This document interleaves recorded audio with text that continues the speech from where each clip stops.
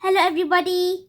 In today's video, I'm going to be reading Lindbergh, The Tale of a Flying Mouse, Torben Kuhlmann, Part 2.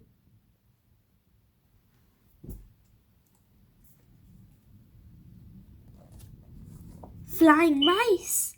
As he ventured through the maze of sewer tunnels, he sniffed the damp air and heard faint squeaks.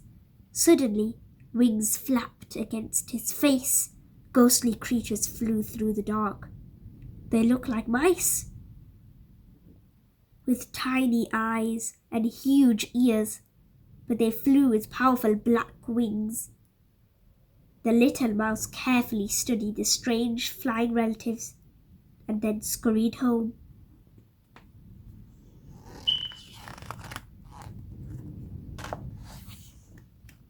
He had an idea. He would find a way to fly. How else to reach America? First he collected scraps of wood, shreds of newspaper, string and glue.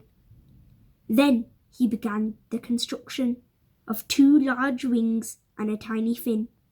At last, the mouse decided to test his invention in a vast hall, but there were no risky winds, just countless puffing monstrosities collecting swarms of passengers.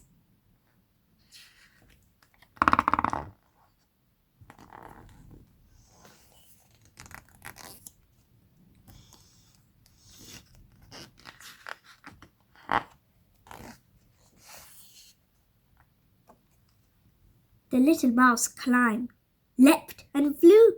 He swung through the air for a moment, but then he tumbled and plunged toward the ground at alarming speed. Choo-choo! The small pilot rolled off the tracks, only barely avoiding the heavy crushing wheels. He sat and looked at the huge steam machines. Eureka! That was it! Steam! Perhaps that was what his contraption needed.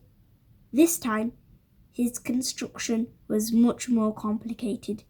The mouse used many tiny components, gears taken from watches, lighters, small metal housings, and screws.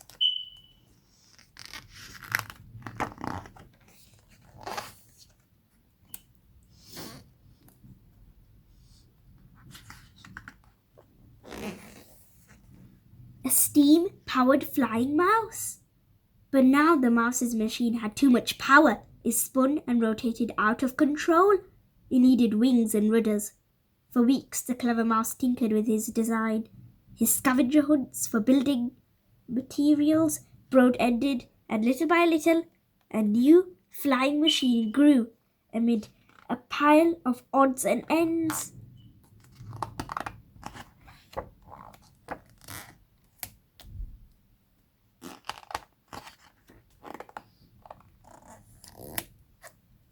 This new machine was impressive. A small boiler filled with water produced steam. Pumping pistons moved the cogwheels, and a propeller spun at the end. Every time the mouse tested the engine, the propeller unleashed a storm and blew away his plans and papers. The tiny inventor was more confident than ever. An actual flight to America seemed within his reach.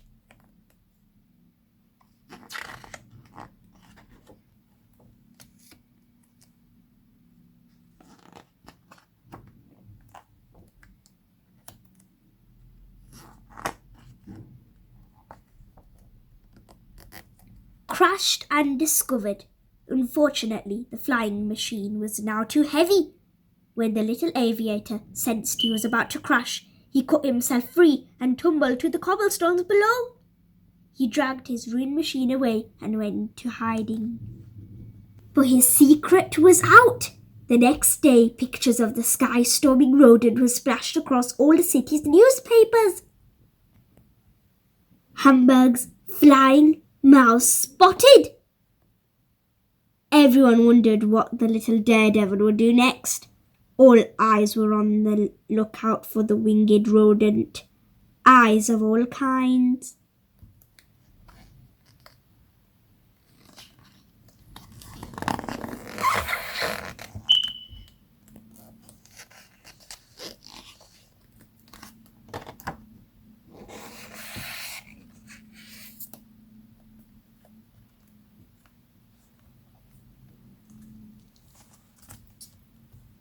Lindbergh.